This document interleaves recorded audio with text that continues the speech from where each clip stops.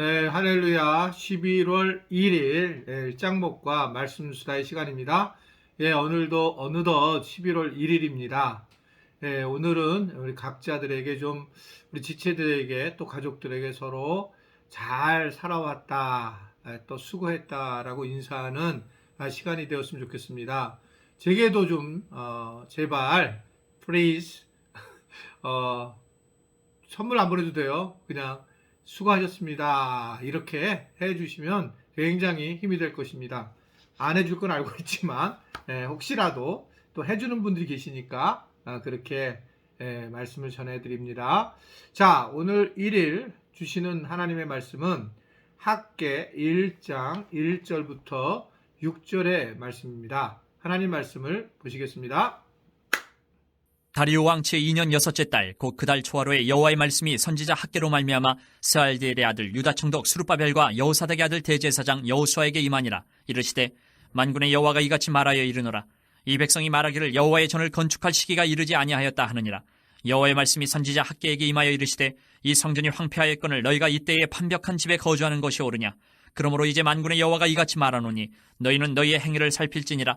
너희가 많이 뿌릴지라도 수확이 적으며 먹을지라도 배부르지 못하며 마실지라도 흡족하지 못하며 입어도 따뜻하지 못하며 일꾼이 삭슬 받아도 그것을 구멍 뚫어진 전대에 넣음이 되느니라.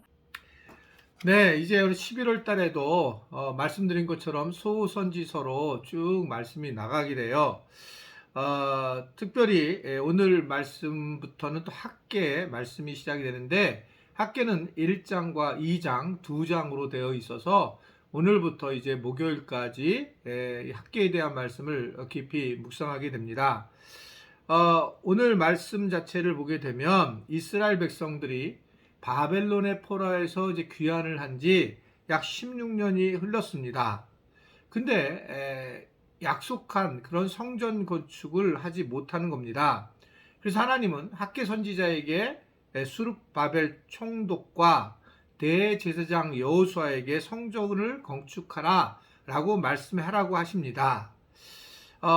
그러자 이 성전을 건축을 하다 중단했던 사람들이 아직은 성전을 건축할 때가 아니라고 그렇게 얘기를 하면서 결국 성전 건축보다 자신의 인생에 대한 삶의 집중을 훨씬 더 중요하게 생각하는 것이 오늘의 내용의 말씀입니다. 근데 우리가 여기서 오해할 수 있는 부분이 뭐냐면 성전을 세운다라고 하는 것은 당시에는 실제로 교회, 예배당, 성전이 없기 때문에 성전을 세우는 것이 목표, 즉 하나님이 원하시는 것을 하나님을 모시는 장소가 필요한 것이 원칙이라는 겁니다. 지금의 이제 성전 개념은 조금 다르지만 지금도 이제 교회 예배당을 세우는 것은 그 모임에 있어서 굉장히 중요한 하나님을 섬기는 데서 매우 중요한 일이라고 볼 수가 있습니다. 그래서 이것은 뭘 의미하고 있느냐라고 볼 때에 하나님의 일에 우리가 관심을 갖고 있느냐, 개인적인 일에만 관심을 갖느냐, 이런 이야기의 모습의 이야기입니다. 교회를 세우는 거, 실제로 건물을 짓는 거 중요한 겁니다. 근데 어느 날 한국교회가 이것을 강조하다가 보고 문제가 생기면서 예배당을 짓는 것에 대해서 부정적인 생각들을 많이 해요. 그러나 사실 따지고 보게 되면 예배당을 건축하는 것은 정말 중요한 복이고 핵심입니다. 하드웨어든 예배당이 없이는 우리가 신앙생활하기가 굉장히 어렵기 때문에 그렇습니다. 우리 교회는 이 정도의 크기의 예배당이 건축됐다. 놀라운 복이에요. 상상할 수 없는 복입니다. 저는 가끔 이렇게 2층 우리 정원에 앉아서 교회 이렇게 건물을 바라보면 스스로 놀랍니다. 정말 하나님이 엄청난 일을 하셨구나 라는 생각을 하게 돼요.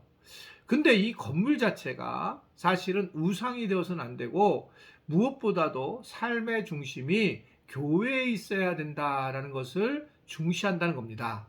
사람들은 세상에 빠지게 되면 예배당을 짓는 것, 즉 교회 중심으로 사는 것을 잊어버리게 되는 거죠. 코로나 2년이 가장 두렵게 우리를 만드는 이유는 신앙생활을 잊어버리게 만든다는 거죠. 믿음 생활을 잊어버리게 만들고 그리고 세상에 빠져서 살게 만든다라고 하는 겁니다.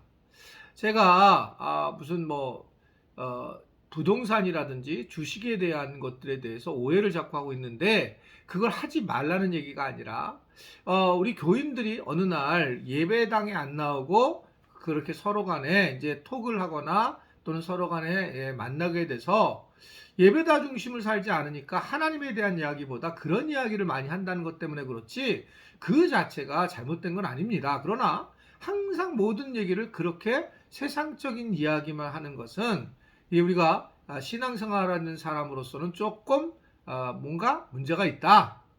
그래서 이제 그 교회 중심, 신앙 중심, 하나님 중심으로 돌아오는 것이 매우 중요하다라고 하는 것을 생각할 수가 있습니다. 얼마 전에 책 한 권을 이제 읽게 되었는데, 코뿔소 교회가 온다라는 책이에요. 그 책의 내용은 아주 간단한데, 많은 코뿔소는 막 달려오잖아요. 근데 왜 달려오냐면, 코뿔소가 달려온다라고 하는 것은 이 앞이 안 보이기 때문에 달려온다는 거예요. 즉 코뿔소는 9m 앞에만 보이고 눈이 나쁘답니다. 그러니까 그냥 어차피 안 보이니까 막 달리는데, 그게 굉장히 무섭게 상대방의 동물들을 만든다라고 그렇게 얘기를 하는 거예요. 그래서 결국은 교회도 코뿔소처럼 가야 된다 라고 이야기를 해요. 코뿔소처럼 가야 된다. 그러니까 우리가 교회 생활을 하는데 우리의 자아가 죄성이 있고 자아 중심의 삶이 있기 때문에, 어떨 때는 교회가 하라는 대로 하는 것, 어떨 때는 내가 교회가 하라는 대로 순종하고 살아가는 것은 그 교회를 세워나가는데 굉장히 중요하다. 이들은 자기 집만 신경 썼어요. 그리고 자기 일에만 신경 썼습니다. 그러니까 결국은 하나님이 말씀하시는 것은 5절에 보면, 너희는 너희 행위를 좀 살펴보라는 거예요. 내가 지금 교회를 위해서 무엇을 했는가? 내가 교회인데 목사님이 교회도 아니에요. 저는 이곳에 교회를 세워나가는 그런 한 리더일 뿐이지, 우리 자체가 다 교회인데 이 교회가 어떻게 행해야 될까? 이것에 대해서 내가 어떤 일을 했을까? 여러분, 그 코로나 2년 동안에 교회를 위해서 무엇을 했습니까? 만약에 나중에 여러분들의 자녀들이 엄마 아빠는 하늘꿈동교회를 위해서 무엇을 했습니까? 라고 할 때 과연 정말 흔쾌히 내가 이렇게 했다라고 얘기할 부모들은 얼마나 될까요? 물론 노력하시고 애쓴 것도 있겠지만, 그러나 우리의 행위를 잘 봐야 된다라는 겁니다.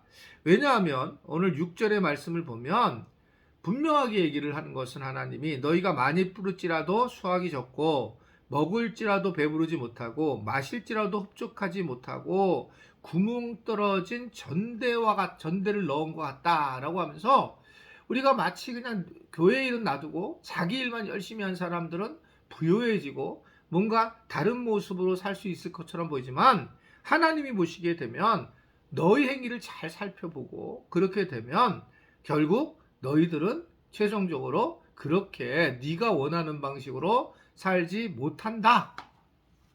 즉 하나님은 하나님 중심, 예수님 중심의 삶을 살아야 하고, 세상의 삶을 우리가 거기에 기준으로 살아야지, 세상에서 열심히 살다가 교회 생활이 부과되는 것은, 이것은 올바른 생활이 아니라는 겁니다. 이 얘기는 교회에 와서만 살라는 얘기는 아니에요. 이게 중요해요.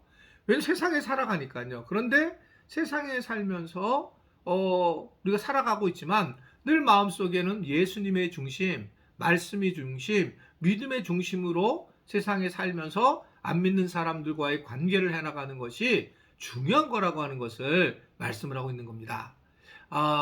세상 중심으로 살아도 그렇게 하나님이 복을 주시지 않겠다.